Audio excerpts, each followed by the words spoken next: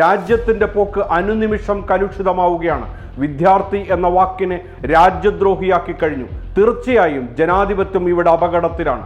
ഇന്ന് ചോദ്യങ്ങൾ ചോദിക്കുന്ന വിദ്യാർത്ഥികളെ അർബൻ നക്സൽ, രാജ്യദ്രോഹി, ആഭ്യന്തര ശത്രു എന്നൊക്കെ വിളിക്കുന്നത് പതിവായി കഴിഞ്ഞു. നാളുകളിൽ അവർക്ക് നേരെയുള്ള ഏതതിക്രമവും ന്യായീകരിക്കാൻ വേണ്ടിയുള്ള മാനസിക അന്തരീക്ഷം സൃഷ്ടിക്കുകയാണ് ഇവിടെ എന്ന് വ്യക്തം. ഒരു സർക്കാരിന് സ്വന്തം വിദ്യാർത്ഥികളെ കേൾക്കാൻ കഴിയാതെ വരുന്നത് ആ സർക്കാർ ശക്തമായതുകൊണ്ടല്ല, ഭയത്തിന്റെ പിടിയിലായതിനാലാണ്. വിദ്യാർത്ഥികളുടെ പ്രശ്നങ്ങൾ കോടതിക്ക് പോലും കേൾക്കാൻ സമയമില്ലാതായിരിക്കുന്നു.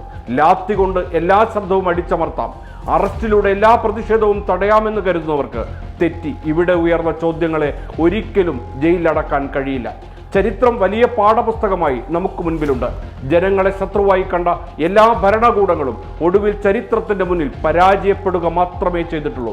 വിദ്യാർത്ഥികൾ ഈ രാജ്യത്തിന്റെ ശത്രുക്കളല്ല, അവർ ഈ രാജ്യത്തിന്റെ ഭാവിയാണ്. അവരുടെ കൈകളിൽ പുസ്തകങ്ങളാണ് വേണ്ടത്, അവരുടെ തലയിൽ ലാത്തിയല്ല.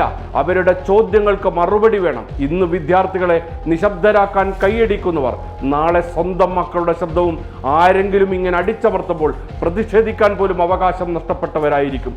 ഡൽഹിയിൽ നടന്ന സൻസദ് ചലോ പ്രതിഷേധത്തിനിടെ പെല്ലറ്റ് ഗൺ ഉപയോഗിച്ചതിന് സമാനമായി പരിക്കേറ്റതായി ഡോക്ടർമാരും സഹപ്രവർത്തകരും കണ്ടെത്തിക്കഴിഞ്ഞു.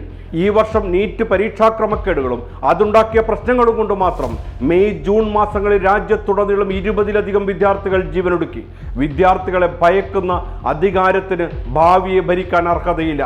ചോദ്യങ്ങൾ ചോദിക്കുന്ന തലമുറയാണ് രാജ്യത്തിന്റെ പ്രതീക്ഷ. അവരുടെ ശബ്ദം അടിച്ചമർത്തുന്നത് രാജ്യത്തിന്റെ ഭാവിയെ അടിച്ചമർത്തുന്നതിന് തുല്യമാണ്. നിരവധി വിദ്യാർത്ഥികൾ മാനസികമായി തകർന്നിരിക്കുകയാണിപ്പോൾ. ഈ സാഹചര്യത്തിലാണ് CJPയുടെ പ്രതിഷേധം ജനകീയ പ്രതിഷേധമായി മാറുന്നത്. ഇതിനിടെ സമരസ്ഥലത്ത് വർഗീയമോ വിദ്വേഷപരമോ ആയ മുദ്രാവാക്യങ്ങൾ ഉയർത്താൻ അനുവദിക്കില്ലെന്ന് CJP അറിയിച്ചു. ഭാരത് മാതാ കി ജയ്, ഇൻകിലാബ് സിന്ദാബാദ്, ജയ് ഭീം, ധർമ്മേന്ദ്ര പ്രധാൻ രാജിവെക്കുക എന്നീ 4 മുദ്രാവാക്യങ്ങൾക്ക് മാത്രമാണ് അനുമതി. ഇത് സംഘപരിവാർ നീക്കത്തെ അറിഞ്ഞുകൊണ്ടുള്ള നടപടി തന്നെയാണ്. ഇനി അറിയണം, ഈ കാണുന്നത് സംസാരിക്കാൻ കഴിയാത്ത, സമരവീര്യം തുടിക്കുന്ന കുട്ടികളെയാണ്.